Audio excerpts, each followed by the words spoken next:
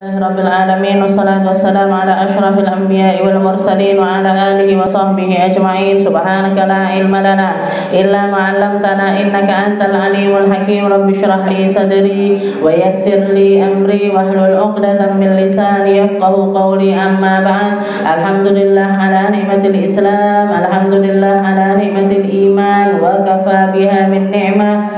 Alhamdulillah, segala puji bagi Allah Subhanahu wa taala. Hari ini kita kembali mengkaji di dalam kitab Sulamut Taufik, tangga menuju taufiknya Allah taala, tangga menuju kepada ketinggian derajat di sisi Allah Subhanahu wa taala, tangga yang akan menyampaikan kita untuk menjadi hamba-hamba yang lebih pantas untuk dimuliakan, lebih pantas untuk digugurkan dosanya, lebih pantas untuk dinyamankan kuburnya, lebih pantas untuk dibangkitkan bersama manusia-manusia mulia di belakang benderanya Nabi kita Nabi Muhammad sallallahu alaihi wasallam. Kita sampai pada perkataan beliau yang mengatakan, qala al-muallif rahimahullahu taala wa nafa'ana bihi wa bi ulumihi fid dharain amin. Masih di dalam bab kewajiban terhadap jenazah, masih di dalam bab jenazah atau kitabul janaiz, bab yang membahas tentang persiapan jenazah. Minggu-minggu yang lalu kita membahas tentang adab-adabnya muhtadhar, adabnya orang yang meninggal, orang yang menghadiri sakaratul maut ataupun setelah mereka meninggal dunia. Ada beberapa adab, dan dua adab ini harusnya menjadi adab-adab yang diketahui oleh semua orang, sehingga perkara-perkara yang disunnahkan di dalamnya bisa dilakukan oleh siapapun. Kita kan nggak mungkin mulai dari sakaratul maut langsung nyari orang-orang yang bagian memandikan jenazah, gitu. Sekarat wis dicelukne tukang ngedusi jenazah. Jereke tukang ngedusi jenazah iki lho urung meninggal, kok aku wis dikongkon nontongi ning kene, gitu. Nah, jadi oleh karena itu semua dari kita harusnya ngerti ketika menghadapi orang sakaratul maut itu seperti apa, dan setelah mereka meninggal apa yang harus kita lakukan, apa yang harus kita lakukan agar mayat ini tetap terjaga kehormatannya, agar mayat ini tetap dalam keadaan yang tidak mengurangi derajat mereka, tidak jadi omongannya orang, tidak jadi gunjingannya orang, tidak terjadi hal-hal yang kurang enak, yang bahkan ketika kita meninggal sekalipun kita maunya juga diperlakukan seperti itu. Sebagaimana kita nutup aurat kita ketika kita hidup, kita juga pengen ditutup aurat kita setelah kita meninggal. Sebagaimana kita pengen dalam keadaan bersih ketika hidup, kita juga pengen tetap bersih setelah mati. Sebagaimana kita pengen tidak ada aroma-aroma tidak enak tercium dari kita, kita pun juga nggak pengen hal-hal yang baunya tidak enak itu keciuman sama orang lain ketika kita itu setelah meninggal dunia. Bedanya kalau kita masih hidup kita bisa menjaganya sendiri, setelah kita mati kita pasrah sama orang-orang yang kita tinggali. Makanya kenapa kok penting sekali kita ngerti, bukan cuman kita yang ngerti tapi anak cucu kita juga ngerti. Kenapa kita butuh kita paham fikih, bukan cuman kita tapi juga anak cucu kita juga ngerti tentang hal-hal yang berkaitan dengan semacam ini. Karena yang akan buka baju kita mereka, yang akan ngelemesin badan kita mereka, yang akan jaga kehormatan kita mereka. Kalau mereka ndak kita fahamkan, kalau mereka ndak ngerti dia pak ne yo nyapo dan lain sebagainya, percuma semua ilmu yang jenengan ajarkan kepada mereka.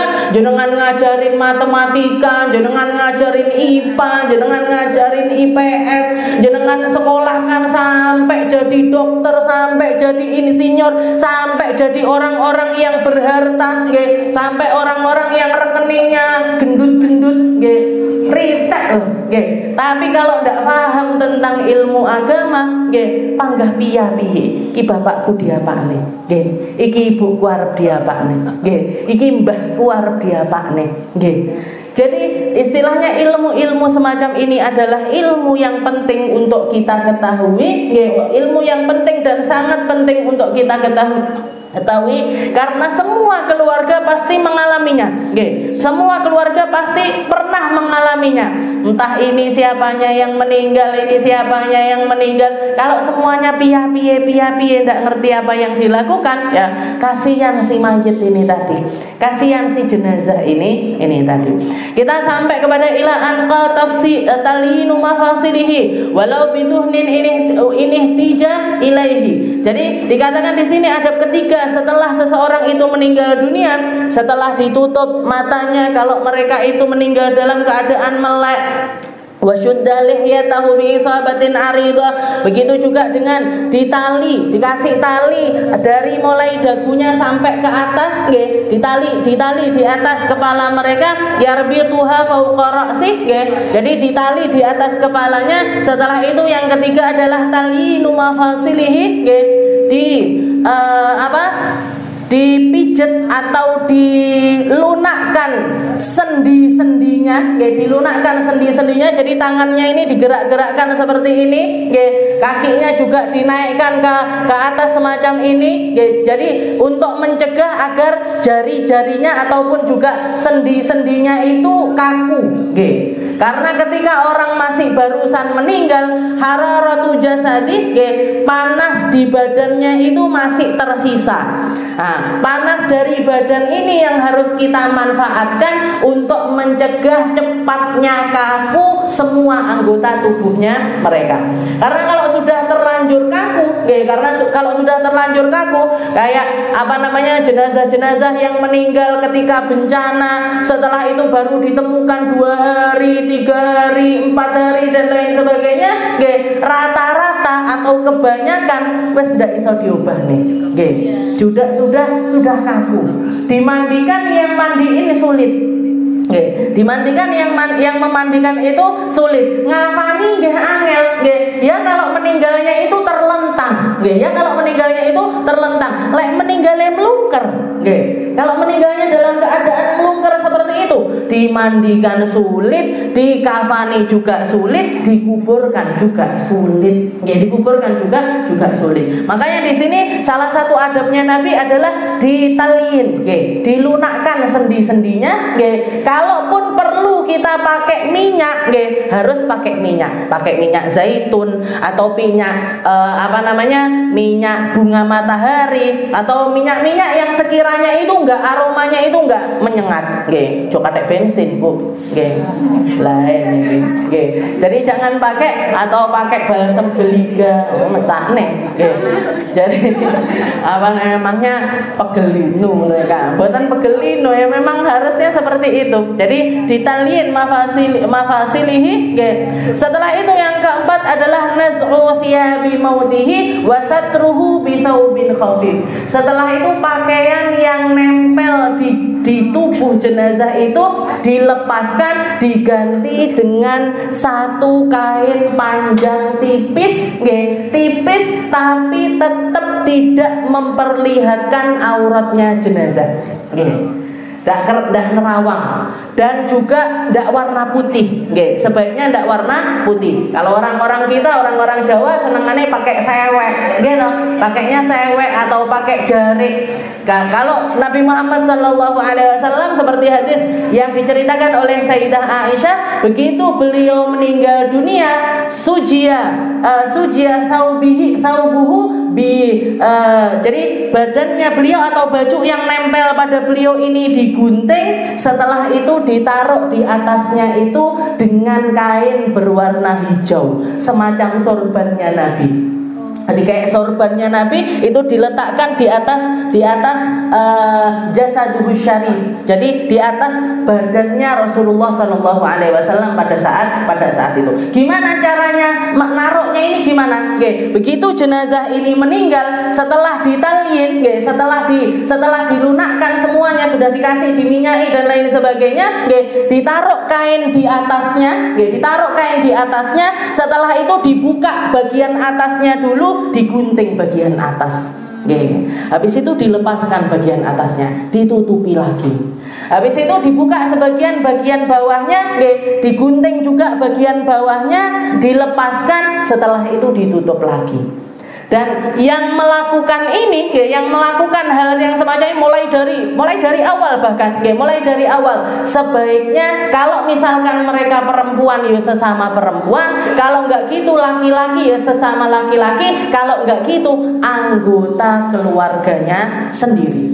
Anggota keluarganya sendiri. Jadi biar bagaimanapun tetap yang memproses jenazah mulai dari awal sampai akhir, yang berkaitan dengan sentuh menyentuh, yang berkaitan dengan melihat itu harus orang-orang yang memang punya kesempatan untuk melakukan hal tersebut. Tidak oleh langsung nyeluk Pak Mudin. Misalkan jenazahnya perempuan, langsung dipanggilkan ustadz, langsung dipanggilkan mudine, atau dipanggilkan orang-orang yang bagian mandikan jenazah, bukai bajunya mereka, bukai bajunya mereka, ataupun mijeti mereka. Tidak boleh, Bu. Hidup mati tidak boleh. Hidup mati tidak boleh. Hidup mati tidak boleh. Perempuan itu dipandang sama laki-laki yang bukan mahram tentang aurat-aurat mereka. Tentang aurat mereka tidak boleh. Mek mudoni tak kak, wuduin aja. Misalkan pas memandikan cuman wuduin aja, tetap gak boleh. Kalau misalkan harus ngasih instruksi, ngasih instruksinya dari tempat yang tidak terlihat dari jenazah perempuan itu. Jadi si jenazah ini tidak tetap dalam keadaan tidak terlihat sama laki-laki yang bukan mahram. Apalagi sampai dimandikan di depan halaman rumahnya, didelok sama tadi tontonannya orang sak kampung dan lain sebagainya. Dah neo isine jenazah ini. Kalau dia bisa teriak, dia bakalan teriak. Kalau dia bisa teriak, dia bakalan teriak. Kenapa? Saya sudah nutup aurat saya semasa hidup, kok kalian ngumbar-ngumbar aurat saya setelah saya mati. Seperti itu. Jadi nasu'uthya bimautihi wasatruhu bithawbin khafif. Jadi dibuka, dilepas. Ngelepasnya pun nggak boleh pakai kayak kita ngelepas baju biasa, nggak boleh. Harus digunting. Karena ini yang paling menggampangkan, yang paling gampang. Jenazahnya dadak kon ngene, dibuka ngene dan lain sebagainya. Jangan, wes jenazahnya wes ora usah ubah, tinggal kita gunting bagian sininya, gunting bagian sininya. Pakaian dalamnya pun juga dilepas-lepaskan pakai gunting. Eman kak kelampine. Enggak ada eman, Bu. Jenengan mau memangnya pakai baju bekasnya ini, insya Allah kayaknya ya nggak bakalan dipakai, kecuali kalau yang meninggal ini orang-orang alim, kecuali yang meninggal ini Nabi Muhammad Sallallahu Alaihi Wasallam rebutan, nggak ada yang tersisa, semuanya ditabaruki sama para sahabatnya Nabi Muhammad Sallallahu Alaihi Wasallam. Dan sebaiknya ketika mulai ada orang yang sakaratul maut ini, kita jaga ruangan itu jangan sampai ada, jangan sampai didekati sama perempuan yang haid ataupun perempuan yang sedang junub. Bukan cuma perempuan, orang junub, orang haid, orang nifas. Setelah itu aroma-aroma yang tidak enak, orang tukang rokok dan lain sebagainya, suruh keluar dari tempat itu. Suruh keluar dari tempat itu. Kenapa? Karena ruangan ini ketika menjelang sakaratul maut sampai mereka meninggal dunia, ini luar biasa banyak malaikat yang ada di tempat tersebut. Malaikat yang bertugas untuk menyambut, malaikat yang bertugas untuk nyabut, malaikat yang bertugas untuk ngopeni dan lain sebagainya. Ini lebih banyak dibandingkan manusia yang hadir di tempat tersebut. Dan kalau suatu tempat itu ada hal-hal, ada istilahnya kayak aromanya rokok dan lain sebagainya, itu tempat-tempat yang bikin malaikat itu minggir.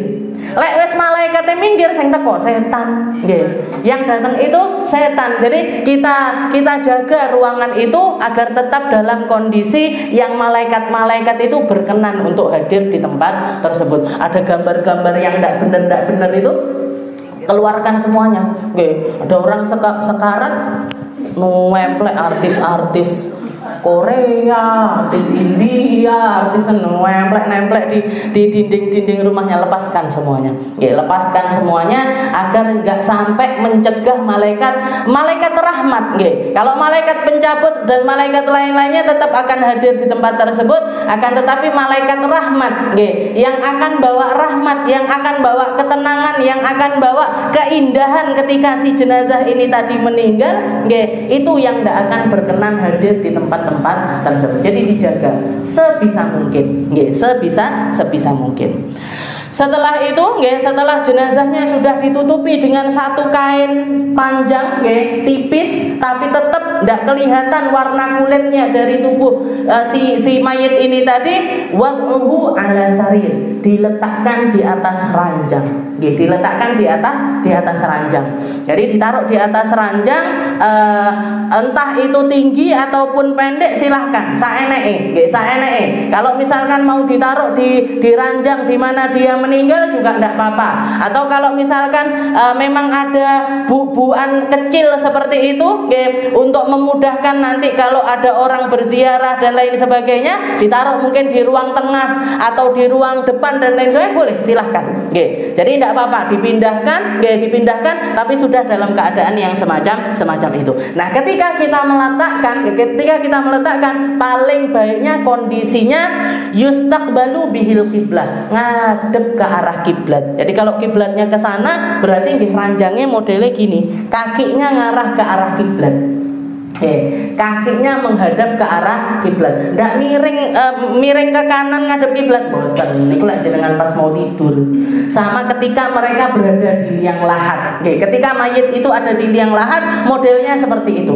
Tapi ketika masih ada di dalam rumah, masih belum diproses, maka sebaiknya kakinya ngarah ke arah kiblat. Kakinya yang ngarah ke arah kiblat. Yustaqbalu bihil qiblah.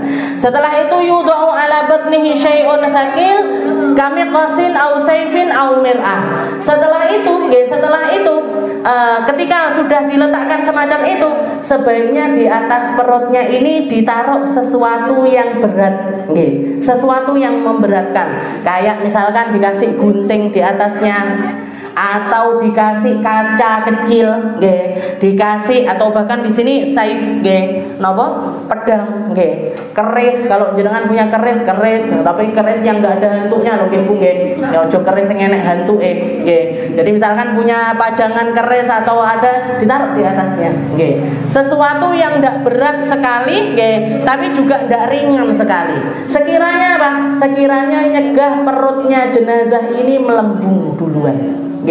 Karena yang akan pertama kali rusak ketika seseorang itu meninggal dunia adalah perutnya.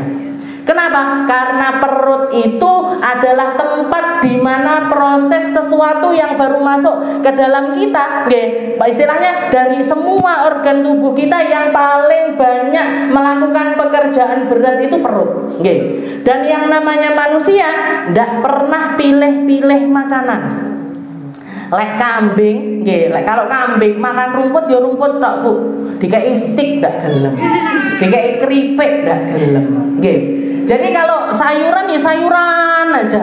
Kalau misalkan harimau, jenengan dikasih daging yuk daging tok. Sayur ndak mau, ndak doyan sayur mereka. Lah manusia daging iyo, sayur iyo, keripik iyo, semuanya dimakan, gula iya, garam iya, ini macam-macam.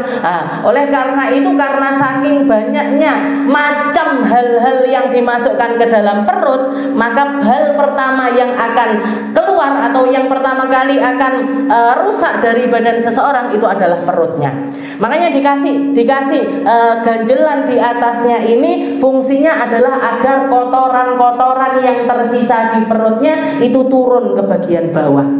Sehingga nanti ketika mereka dimandikan, bahkan biasanya ketika ditaruhi sesuatu di atas perut, itu nanti keluar semuanya. Maaf kotoran-kotorannya keluar ininya. Jadi kalau misalkan perempuan darah keluar, pokoknya yang kotor-kotor itu keluar. keluar. Nah, ketika kita mendapati yang semacam itu, oh ini ada yang keluar, jangan cepat-cepat bersihkan. Nggih, ndang diresiki. Jadi keluar dibersihkan.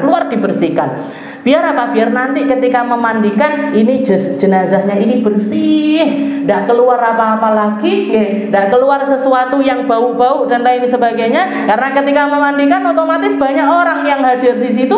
Tapi ketika masih semacam ini kan keluarganya tok yang melihat hal tersebut. Jadi lebih bisa untuk nutupi aibnya jenazah tersebut. Jadi ditaruhkan sesuatu yang berat di atas badan si mayit itu tadi, gunting kah atau lepak napa tempat pensil niku jangan taruh di atasnya. Pokoknya sesuatu yang ndak berat sekali nggih. Aja terus dikai magicom ning gure ngono nggih, jangan sadis niku. Ya pokoknya jangan berat sekali tapi juga jangan ringan sekali nggih. Sekiranya bisa nurunkan sesuatu yang ada di dalam perutnya si mayit ini tadi. Yudau ala batnihi syai'un tsaqil kami qasin aw saifin aw mir'ah. Setelah itu mulai dari awal sampai akhir juga hendaknya kita melantunkan doa-doa terkhusus untuk mayit. Allahumma ighfir lahu warhamhu wa'afihi wa'fu anhu. Itu kalau jenazahnya laki-laki. Kalau perempuan Allahumma ighfir laha warhamha wa'afiha wa'fu anha. Lek bencong kak lah iki. Apa buha saloe ha. Jadi doa lil mayit ditungakne. Nggih, maaf lidzalika kulli. Ketika kita melakukan semua hal itu tadi sebaiknya sambil melantunkan doa. Atau seperti yang diriwayatkan oleh para ulama kita, hendaknya kita memperbanyak baca bismillahi wa ala millati rasulillah. Bismillahi wa ala millati rasulillah. Kalau ini lebih untuk ketenangan kita. Nggih, bukan sesuatu doa yang terkhusus untuk mayit, bukan. Tapi bismillahi wa ala millati rasulillah ini seakan-akan untuk menenangkan kita yang meninggal oleh si mayit tersebut. Nggih, oleh si mayit tersebut. Karena kita tahu pasti bismillah dengan nama Allah. Dengan nama Allah ini biasanya dipakai untuk memulai segala sesuatu. Dan seperti yang kita ketahui, begitu ada anggota keluarga kita yang meninggal, itu adalah awal dari sesuatu kehidupan kita akan berubah 180 derajat. Kalau istri sing biasane laden-laden bojone, ndak enek sing diladeni. Gitu. Kalau yang meninggal anak yang biasanya disekolahkan, dibayari SPP-nya, dicepane makanan kesukaannya, dibelikan baju-baju yang indah untuknya, ndak ada lagi. Kalau yang meninggal adalah seorang ibu yang biasanya anak itu minta doa kepadanya, minta restu kepadanya, curhat-curhat sama dia, curhat-curhat sama ibu, curhat biasanya sama ibu, maka tidak ada lagi sang ibu tersebut. Jadi lebih ke menenangkan yang hidup. Bismillahi wa ala millati rasulillah. Dan perjanjiannya di situ, ya Allah, dengan nama Allah semoga saya dan yang meninggal ini tetap ada di dalam agamanya Nabi Muhammad sallallahu alaihi wasallam. Kuatkan kami, wa ala millati itu di atas agamanya Rasulullah sallallahu alaihi wasallam. Jadi dengan nama Allah, semoga saya dan yang meninggal ini tetap dijaga oleh Allah taala di atas rel ajarannya Nabi Muhammad sallallahu alaihi wasallam. Tapi kalau misalkan atau kalau enggak gitu ya diselang-selangi. Beberapa kali bismillah wa ala millati rasulillah, bismillah wa ala millati rasulillah, bismillah wa ala millati rasulillah. Sebagian lagi Allahumma ighfir lahu warhamhu wa'afihi wa'fu anhu. Allahumma ighfir lahu warhamhu, ya Allah nyamankan dia, ya Allah rahmati dia, ya Allah ampuni dosa-dosanya, ya Allah tinggikan derajatnya dan lain sebagainya. Bismillah wa ala millati rasulillah atau Allahumma ighfir lahu warhamhu wa'afihi wa'fu anhu. Doa lil mayit ma'fi lidzalika kulli. Setelah itu juga diajarkan, dicontohkan oleh salah satunya adalah Sayyidina Abu Bakar, atau juga yang dicontohkan oleh Nabi Muhammad sallallahu alaihi wasallam adalah nyium si jenazah tersebut. Jadi nyium jenazah itu tidak harus setelah mereka dimandikan. Tidak harus setelah mereka dimandikan. Mulai dari setelah meninggal pun juga boleh. Seperti yang dilakukan oleh Sayyidina Abu Bakar ketika mendengar kabar wafatnya Nabi Muhammad sallallahu alaihi wasallam. Jadi Nabi Muhammad sallallahu alaihi wasallam niku kan wafat di hari Senin. Nggih. Di hari Senin tersebut subuhnya, nggih, subuh hari itu dikatakan para sahabat ini ketika sholat subuh, nggih, karena Rasulullah sudah sakit sekitar 2 minggu lebih. Nggih, lama Rasulullah itu sakit. Bahkan sampai 2 kali sholat Jumat itu beliau tetap khutbah, tapi di samping kanannya dipapah sama Sayyidina Ali, samping kirinya ada Sayyidina Abbas. Jadi diganjel 2 orang, tapi tetap khutbah beliau. Nggih. Sampai Jumat terakhir pun beliau masih tetap berkhutbah. Tapi sakitnya sudah parah sekali. Sampai dikatakan beliau itu mau sholat maghrib, mau sholat isya. Ketika mau sholat isya, wudu, pingsan. Wudu bangun, wudu lagi, pingsan lagi. Bangun lagi, wudu lagi, pingsan lagi. Terus nggak kuat lagi. Nggak kuat lagi untuk ngimami, nggak kuat. Makanya dikatakan beliau memerintahkan muru Abu Bakrin an yusolliya bin nas. Perintahkan Sayyidina Abu Bakar untuk menjadi imamnya umat Islam. Para sahabat sempat protes, ya Rasul, Sayyidina Abu Bakar itu rajulun raqiqul qalb, seorang laki-laki yang hatinya itu lembut sekali ya Rasul. Hampir tidak pernah ketika beliau itu membaca Quran kecuali beliau itu selalu menangis terseduh-seduh. Sayyidina Abu Bakar itu seperti itu, baca Quran didik nangis, baca Quran didik nangis. Piye nanti kalau kita yang ngimami sholat itu Sayyidina Abu Bakar nangis dah habis-habis nanti ya Rasul. Dinyang sama para sahabat, biarkan Umar aja ya Rasul yang jadi imam. Katanya Nabi, ndak, muru Abu Bakrin an yusalliya bin nas. Ndak, yang jadi imamnya tetap Abu Bakar, yang jadi pemimpinnya tetap Abu Bakar. Itu perintahnya Rasulullah Shallallahu alaihi wasallam. Dan semenjak beberapa hari sebelum Nabi Muhammad wafat niku, para sahabat itu giliran berjaga di masjidnya Nabi, di dekat rumahnya Sayyidah Aisyah. Takut kalau terjadi apa-apa kepada Nabi Muhammad sallallahu alaihi wasallam. Jadi jaga. Bahkan banyak di antara mereka itu sampai libur kerja. Tidak kerja, termasuk diantaranya Sayyidina Abu Bakar. Sayyidina Abu Bakar itu tidak berangkat kerja, tidak berangkat nyari nafkah selama berhari-hari untuk jagain Nabi Muhammad Sallallahu Alaihi Wasallam. Dan pada hari Senin subuh hari tersebut dikatakan ketika para sahabat sholat subuh, Nabi Muhammad ini berjalan, tidak dipapah, cuman merembet di temboknya beliau, keluar dari pintu rumahnya Sayyidah Aisyah, pergi jalan di lorong-lorong masjid. Setelah itu buka jendela yang langsung pas kelihatan ke tempat imamnya Masjid Nabawi. Jadi tempat sholatat ini tuh Rasulullah ngingok seperti ini. Dan dikatakan para sahabat waktu itu karena wajahnya Nabi Muhammad itu bersinar luar biasa, mereka semuanya itu ketika tirai itu terbuka kabeh mengu. Semuanya ngelihat ke arah jendelanya Nabi Muhammad sallallahu alaihi wasallam, dan bahkan banyak di antara mereka yang mengharap-harap untuk Nabi Muhammad ini masuk ngimami pada saat tersebut. Tapi ternyata Rasulullah cuma nengok aja, senyum kepada para sahabat, guyu kepada para sahabat. Setelah itu balik lagi ke kamarnya. Setelah itu balik lagi ke dalam kamarnya. Maka para sahabat setelah selesai sholat subuh itu senang semuanya. Rasulullah sudah enakan. Jadi para sahabat gembira semuanya. Bahkan yang beberapa hari tidak kerja itu budal kerja.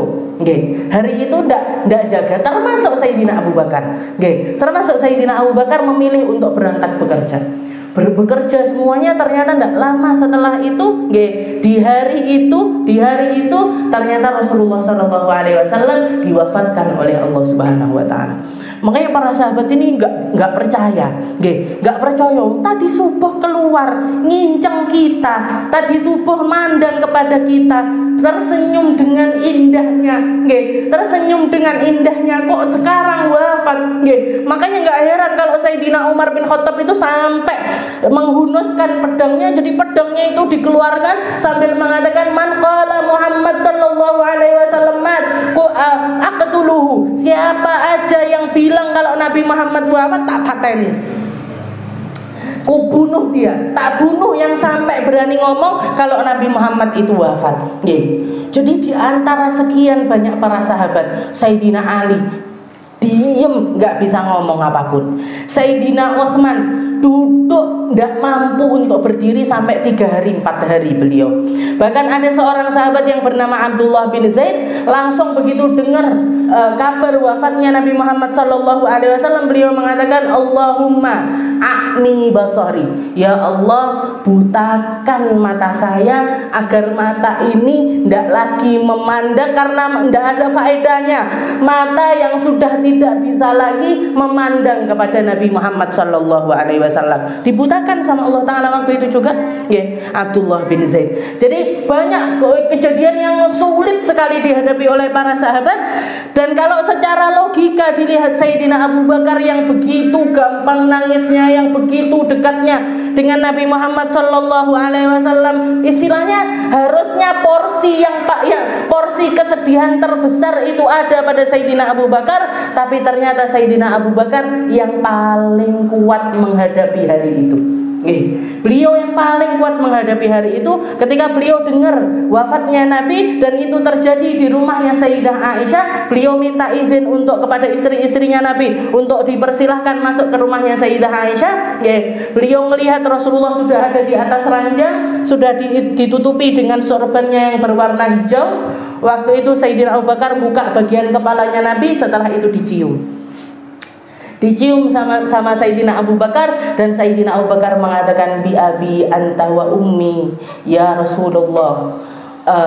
Istilahnya kalimat yang mengatakan sungguh indah, laqad tibta hayyan wa maitan ya Rasul. Saya tidak pernah melihat orang hidup seindah engkau, dan saya tidak pernah melihat orang meninggal seindah engkau. Laqad tibta hayyan wa maitan. Engkau sungguh indah ketika hidup, dan engkau sungguh indah ketika wafat. Dan beliau mengatakan, ya Rasul, ya Rasulullah, ya Rasulullah, laqad mutta mautatal ladzi katabahu Allahu ala bani Adam. Engkau telah meninggal, engkau telah mendapati takdirmu tentang kematian, di mana tidak ada seorang pun di atas muka bumi ini kecuali akan mendapati takdir yang sama, kecuali akan berpisah ruh dengan jasadnya, dan engkau sudah menjalani takdir tersebut. Takdir kematianmu telah datang ya Rasul. Faballigh salami ila rabbik, maka sampaikan salamku kepada Tuhanmu. Uzkurna inda rabbik, ceritakan tentang kami kepada Tuhanmu, adukan kami kepada Tuhanku, sampaikan keadaan kami kepada Tuhanmu, agar Tuhanmu berkenan untuk menyelamatkan kami semua. Itu yang dikatakan Sayyidina Abu Bakar di hadapan jenazahnya Rasulullah SAW. Dicium sama Sayyidina Abu Bakar, setelah itu ditutup kembali. Setelah itu beliau keluar dari kamarnya Sayyidah Aisyah, pergi ke masjidnya Nabi Muhammad SAW. Orang-orang udah heboh, nangis terseduh-seduh, sudah karu-karuan keadaannya di masjidnya Nabi. Sayyidina Abu Bakar langsung teriak mengatakan, asyhadu an la ilaha illallah wa anna Muhammadar Rasulullah. Man kana ya'budu Muhammadan fa inna Muhammadan qad mat, wa man kana ya'budullah fa innallaha hayyun la yamut. Katanya Sayyidina Abu Bakar, barang siapa, saya bersaksi tidak ada Tuhan selain Allah, dan Nabi Muhammad adalah utusannya. Nabi Muhammad adalah utusannya. Beliau ngutip firman Allah Ta'ala yang mengatakan, man kana ya'budu Muhammadan fa inna Muhammadan qad mat. Barang siapa yang menyembah Muhammad, sesungguhnya Nabi Muhammad sudah wafat. Barang siapa yang menyembah Nabi Muhammad sudah tidak bersama kita lagi.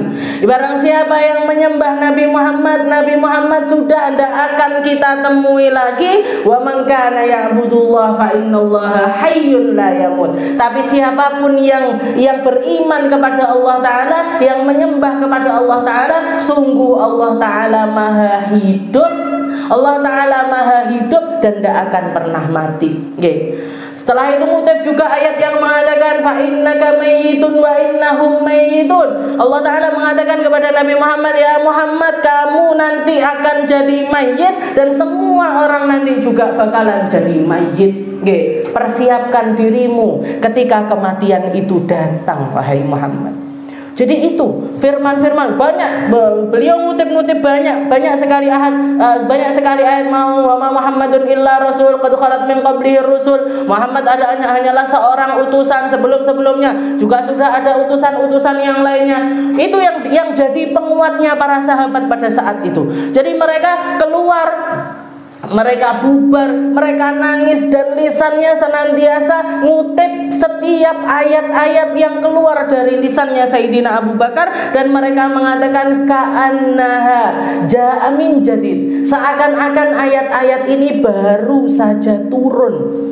Seakan-akan ayat ini kami praktek tentang sebuah ayat, kami baru paham maknanya ayat tersebut ketika ayat tersebut disampaikan oleh Sayyidina Abu Bakar. Jadi para sahabat pun istilahnya sulit menghadapi hal tersebut, tapi Sayyidina Abu Bakar yang harusnya jadi orang yang paling lemah kelihatannya, tapi justru ternyata menjadi orang yang paling kuat di dalam menghadapi cobaan yang luar biasa besar tersebut. Makanya benar sekali ketika Rasulullah mengatakan muru Abu Bakrin falyusalliya binnas, biarkan Abu Bakar yang jadi pemimpinnya umat, biarkan Abu Bakar yang jadi imamnya umat. Tidak ada yang mampu menghadapi situasi tersulit apapun seperti caranya Sayyidina Abu Bakar di dalam menghadapinya. Makanya kalau ada orang-orang yang ngomong aneh-aneh tentang Sayyidina Abu Bakar, ini mikirnya piye carane? Sayyidina Ali Zainal Abidin ketika ditanya, karena pada zaman itu pun sudah keluar yang namanya golongan Syiah, golongan orang-orang yang benci sama sahabatnya Nabi, terutama dua sahabat terdekatnya Nabi, yaitu Sayyidina Abu Bakar dan juga Sayyidina Umar. Ditanya Sayyidina Ali Zainal Abidin karena mikirnya mereka, beliau ini adalah seorang ahlul bait, anak cucunya Nabi, harusnya pro sama orang-orang yang mengaku cinta sama anak cucunya Nabi. Mereka nanya, mancing omongan, mengatakan kepada Sayyidina Ali Zainal Abidin, wahai Imam Ali, seperti apa nasibnya Abu Bakar sekarang? Seperti apa keadaannya Abu Bakar sekarang, wahai Imam Ali? Maka Sayyidina Ali Zainal Abidin mengatakan, keadaannya sekarang seperti yang engkau lihat sekarang. Keadaannya Abu Bakar sekarang seperti yang engkau lihat sekarang. Di mana Abu Bakar sekarang? Di samping. Jadi makomnya berjejer dengan makomnya Nabi Muhammad SAW. Ada Nabi Muhammad, di sampingnya ada Sayyidina Abu Bakar, dan di sampingnya lagi ada Sayyidina Umar. Seperti itulah keadaan mereka ketika mereka hidup, dan seperti itu juga keadaan mereka sampai sekarang ini. Jadi kalau yang ngomong-ngomong aneh-aneh tentang Sayyidina Abu Bakar, tentang Sayyidina Umar, kamu nanti bakalan dikubur di mana? Kamu nanti itu bakalan dikubur di mana? Kalau Abu Bakar, Umar sudah jelas keadaannya di samping berjejer sama Nabi Muhammad sallallahu alaihi wasallam. Tinggal kita awake dhewe nggih bakal dikubur neng endi, nyanding sopo, bawa apa, dalam keadaan seperti apa, tidak ada yang ngerti. Kalau Sayyidina Abu Bakar sama Sayyidina Umar sudah selesai urusannya. Jadi ini salah satu sunnah, dan sunnah ini sunnah untuk mencium jenazah, sunnah untuk mencium orang yang sudah meninggal. Orang yang sudah meninggal tidak harus setelah mereka ini dimandikan, tidak harus setelah mereka dimandikan, tapi bahkan sebelumnya pun juga boleh. Termasuk juga ini Sayyidina Abu Bakar mencontohkan, Nabi Muhammad SAW pun juga mencontohkan.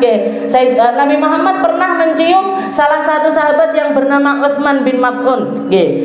Sahabat muhajir pertama yang meninggal di kota Madinah, meninggal di kota Madinah. Maka ketika beliau meninggal sama Nabi dicium dahinya, dicium dahinya sebelum dikuburkan, sebelum beliau itu dikuburkan. Sayyidina Utsman bin Maz'un.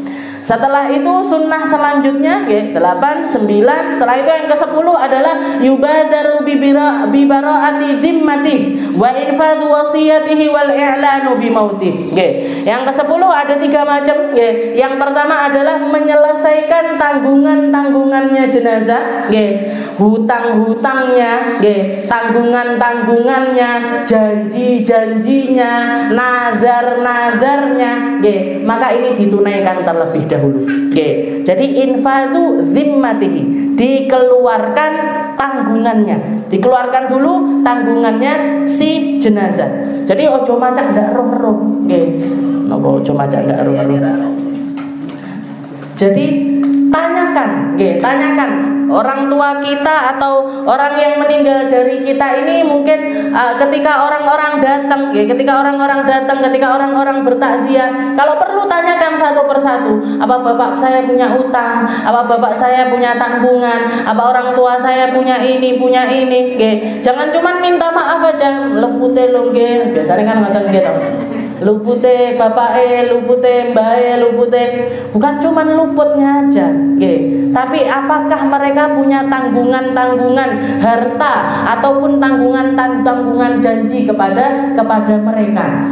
Kalau misalkan ada orang yang mengatakan, ya bapakmu pernah utang sama saya 50.000, 100.000, langsung bayarkan waktu itu juga. Karena Nabi Muhammad SAW mengatakan nafsul mu'min, jiwanya seseorang itu uliqat bidaini, terhalang hutangnya. Para sahabat nanya apa yang dimaksud dengan terhalang? Jiwanya ini terhalang kalau hutangnya ini belum ditunaikan. Ada banyak pendapat di antara para sahabat, di antaranya yang paling mengerikan adalah jiwa-jiwa ini akan terhalang untuk masuk ke dalam surganya Allah Subhanahu wa taala. Ndak iso mlebu surga lek utange ndak dibayarne. Mahbusun min dukhulil jannah. Jadi mereka terhalang untuk masuk ke dalam surga. Perkataan yang kedua mengatakan terhalang antazur wa antuzar. Terhalang untuk bisa menziarahi dan diziarahi. Terhalang untuk menziarahi dan diziarahi. Wes meninggal kok iso ziarah? Bisa, Bu. Orang setelah meninggal dunia itu berziarah satu sama lain. Anak ketemu bapak ketemu anaknya, cucu ketemu kakeknya, kakek ketemu cucunya, saling sama orang-orang yang dulu mereka kenal, sama orang yang mereka duduk bareng-bareng, sing biasane tahlilan bareng, sing biasane zikiran bareng, sing biasane sholawatan bareng. Setelah itu sama salah satu di antaranya ada yang meninggal, maka yang nyusul meninggal itu bakalan ketemu lagi sama teman-temannya lagi, bakalan ketemu lagi di sana. Tapi ketika mereka masih punya utang, temennya mau datang ndak bisa, dia datengin temennya juga ndak bisa. Dia nemuin keluarganya yang sudah meninggal ndak bisa, keluarganya yang lebih duluan meninggal marani dee yo ndak iso. Jadi terhalang antazur wa antuzar, untuk menziarahi ataupun diziarahi sesama yang sudah meninggal, bukan sesama yang belum meninggal. Bapakku moro rene apa ndak yo? Yo mbuh, yo. Nah, kalau orang-orang istimewa ya insyaallah bisa aja datang, tapi utamanya yang pasti kalau mereka masih punya utang ndak diterhalang untuk melakukan hal tersebut. Yang ketiga juga dikatakan mahbusun anil martabatil aliyah. Orang ketika meninggal biasanya dibacain Yasin, dibacain tahlil, dibacakan Al-Qur'an, dibacakan zikir-zikir dan lain sebagainya, itu nambahi, ningkatkan derajatnya mereka di sisi Allah Ta'ala. Tapi ketika mereka terhalang sama hutangnya, ini kiriman ini tidak bisa naikkan derajatnya mereka, tidak bisa naikkan derajatnya mereka. Setelah itu yang keempat, perkataan yang terakhir dari para ulama, ketika orang masih punya utang, dia di dalam kuburnya akan terus-terusan merasakan kesumpekan sampai kapan? Sampai hutangnya dibayarkan. sampai hutangnya dibayarkan. Jadi selesaikan. Ketika ada orang meninggal, kalau kita persiapan untuk diri kita masing-masing, setiap kali jenengan punya tanggungan sama orang yang belum dibayarkan, rapikan administrasinya. Rapikan. Kalau jenengan punya toko kayak saya misalkan, abah saya punya toko, tulis semuanya, ngambil barang dari siapa, nominalnya berapa, tenggat waktunya kapan, yang rapi, ditulis yang rapi, biar anak cucunya tahu persis, oh ini yang masih jadi utang abah saya dan ini yang sudah dibayarkan. Yang sudah dibayarkan sudah ada tandanya kalau sudah dibayarkan, yang belum dibayarkan ndang-ndang dibayar. Kenapa? Karena kasihan nasibnya orang yang meninggal ini harus terhalang dengan segala sesuatu hanya gara-gara utang, hanya gara-gara utang. Makanya Rasulullah SAW juga mengatakan ad-dainu dainan. Utang itu ada dua macam. Yang namanya orang utang itu ada dua golongan orang tukang utang. Bukan tukang utang, istilahnya orang utang. Mau tukang utang mah ataupun orang enggak tukang utang sekali, yang jelas orang utang itu dua jenisnya. Satu, orang utang dan memang berniat untuk bayar utangnya. Orang yang utang dan dia berniat untuk membayar hutangnya. Orang niat bayar utang ini gimana? Itu tadi dicatatkan mana yang harus dibayarkan, mana yang jadi tanggungannya dan lain sebagainya, dicatatkan sehingga nanti anak cucunya bisa meneruskan hal tersebut. Kalau ternyata anak cucunya tidak bayarkan utangnya orang tuanya, Allah Ta'ala yang bayari utangnya orang tersebut kepada tanggungannya nanti di akhirat. Tapi yang jelas, dia adalah orang yang memang berniat bayar. Duduk tidak niat bayar. Kalau ada uang pasti dibayarkan. Tapi berhubung masih belum ada, keburu ajalnya datang, tapi dia memang orang yang keadaannya pun juga kalau utang-utang selalu beres utangnya, Allah Ta'ala yang nanggung utangnya orang tersebut. Karena yang salah anak cucunya, yang salah adalah yang ditinggali. Sudah dikasih tahu ini utang-utangnya tapi ternyata enggak dibayarkan. Sedangkan golongan kedua adalah orang yang memang ketika berhutang tidak niat bayar. Kadang-kadang lebih galak daripada yang ngutangi, lebih hedon daripada yang ngutangi. Utangnya akeh budal umroh, utangnya akeh dolan-dolan, pleser-pleser, bayar SPP ditagih angel banget, lek dolan bayarnya dhisik dhewe. Akeh ngomong akeh banget. Ini orang-orang yang punya utang dan tidak punya niatan untuk membayar. Tidak niat untuk membayar. Maka Allah Ta'ala mengatakan orang-orang ini yang nanti jadi orang celaka di akhirat. Walaupun mereka bawa sholat sebanyak gunung, walaupun mereka bawa pahala puasa sebanyak langit dan bumi, walaupun mereka membawa pahala-pahala ibadah, zikir akeh, sholawate akeh, ininya semuanya banyak, di akhirat nanti itu semuanya hanya dipakai untuk bayari utang-utangnya. Dan satu utang istilahnya gini, satu utang atau misalkan ada orang utang sama kita 1 dirham, ada orang utang sama kita satu dirham, dan orangnya ini 1 dirham itu mungkin sekitar 40.000 atau 50.000, utang 50.000 mehan, tapi memang tidak niat untuk membayar sampai meninggal tidak dibayar, tidak dibayar. Maka di akhirat uang 1 dirham ini tadi dia harus membayarnya dengan 70 pahala sholat yang diterima sama Allah Ta'ala. 70 sholat yang diterima. Saya katakan bubuk, 50.000 harus kita bayar dengan 70 sholat yang 70 sholat fardu, bukan 70 sholat sunnah. 70 sholat fardu yang diterima sama Allah Subhanahu wa Ta'ala. Kenapa? Karena di sana sudah tidak ada uang 50 ribuan, di sana sudah tidak ada uang 100 ribuan. Jenengan masih atau meninggal rekeningnya ini miliaran, triliunan sekalipun tidak dikomati. Sing jenengan bawa pahala sholat, pahala puasa, pahala sedekah, pahala-pahala ibadahnya jenengan. Lah kalau misalkan pahala-pahala yang sulit untuk kita kumpulkan ini cuman hanya dipakai untuk bayari, ya lek 50.000, lek 100.000, orang nggih 140 salat. Bukan cuman salat sunnah, tapi salat fardu, dan salat fardu yang diterima sama Allah taala. Padahal dhewe salate ngono kae. Wes talah wes, mendingan ndak utang, nggih. Mendingan paling amannya itu ndak utang, nggih. Paling amannya, dan ini yang jadi haliahnya para ulama, yang jadi haliahnya para solihin itu, nggih. Mereka memilih untuk tidak berhutang.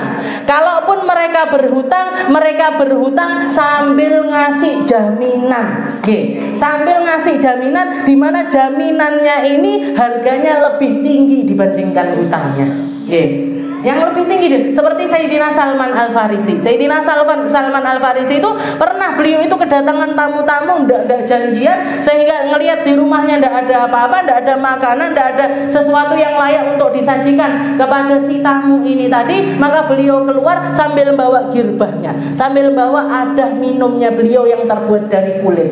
Dibawa, ditukarkan sama bakul tepung, sama bakul gandum, nggih, ditukarkan dengan bawa si girbah ini tadi, ada minum, nggih. Tremos lah jenengan kaya arepe mara warung, arep utang ndak punya uang, mau utang beras, ku iki termosku tak titip neneng kene, nggih. Dititipkan di situ. Katanya bakule sudah kenal sama Sayyidina Salman. Ya Salman, enggak usah pakai gini-gini, enggak apa-apa. Toh kamu cuman utang juga sedikit, nggih. Katanya Sayyidina Salman, ndak terima aja, nggih. Saya ndak ngerti kematian saya kapan datangnya, nggih. Saya ndak ngerti kematian saya kapan datangnya, dan saya ndak ngerti anak cucu saya nanti perhatian sama utang-utang kecil saya ini apa enggak, nggih. Kalau mereka perhatian, alhamdulillah. Kalau enggak, saya yang akan celaka di akhirat nanti.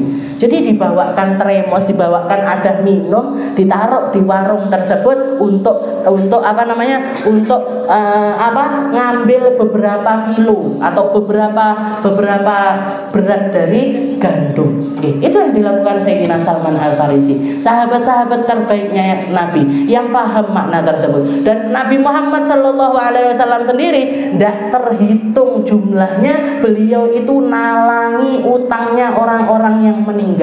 Selama jumlahnya itu sedikit, ditalangi sama Nabi 100.000. Ada orang nagih utang sama si mayit ini 100.000, 50.000 dibayari sama Nabi, untuk menyelamatkan sahabat-sahabatnya.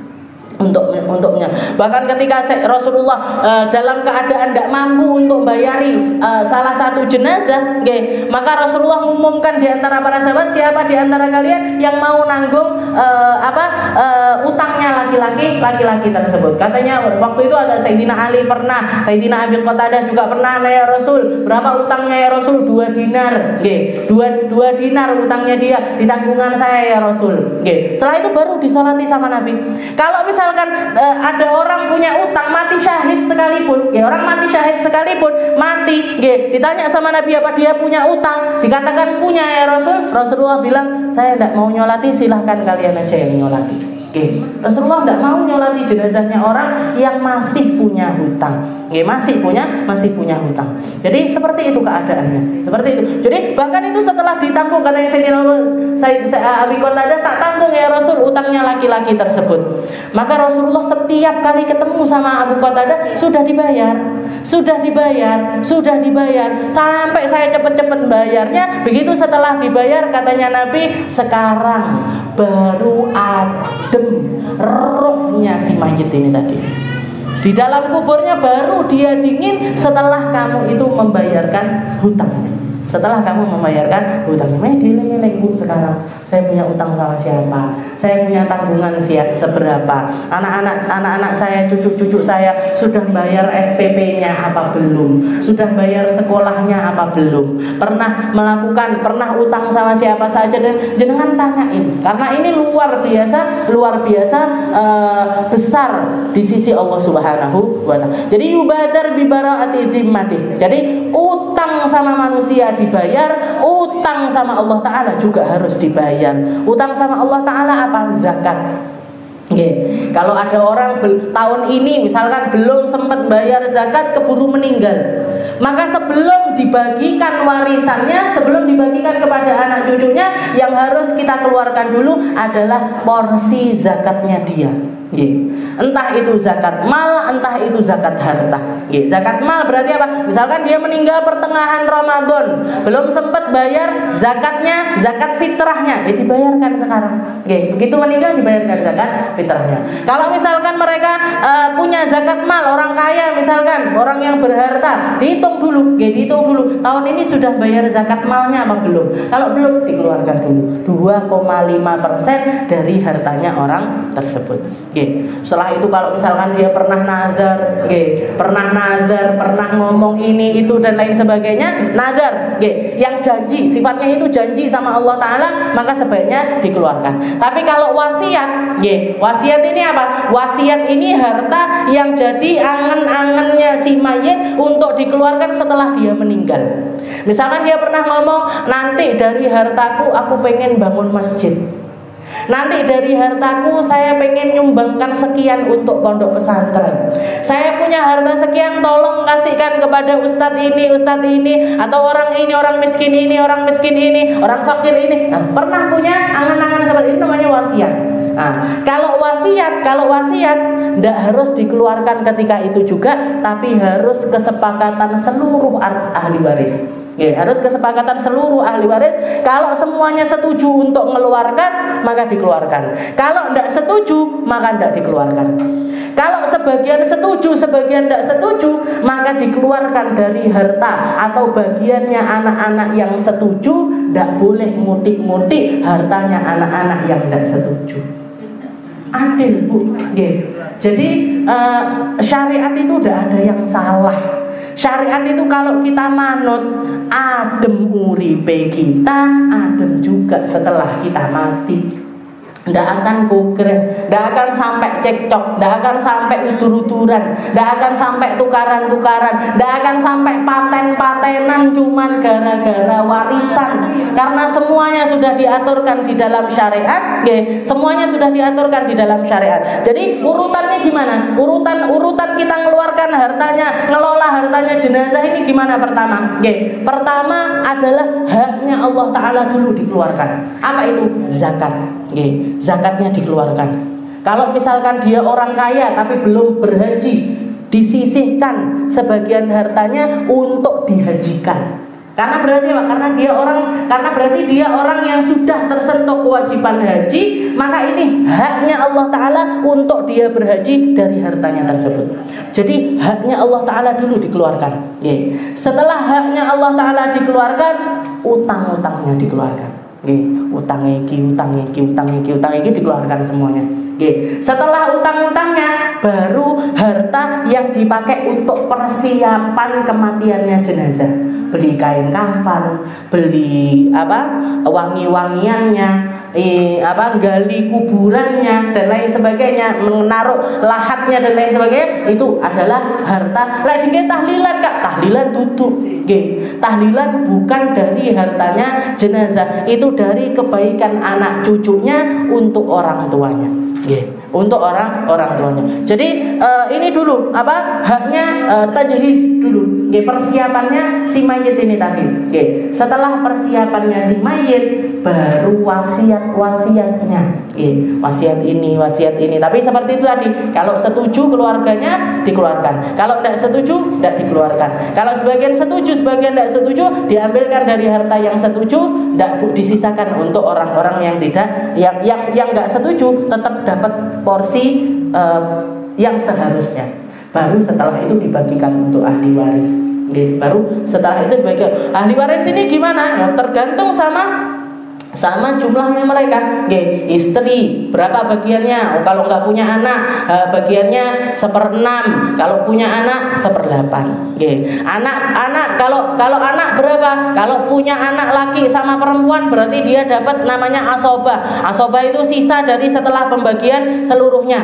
Tapi kalau misalkan anaknya punya anak tapi perempuan semua, anak perempuannya berapa? Anak perempuannya 1, berarti setengah hartanya si mayit, yang jatahnya dia adalah setengah hartanya si mayit. Kalau anaknya lebih dari 1, perempuan tapi 2 atau 3 atau 4 atau 5, berarti 2/3 hartanya si mayit. Ini macam-macam.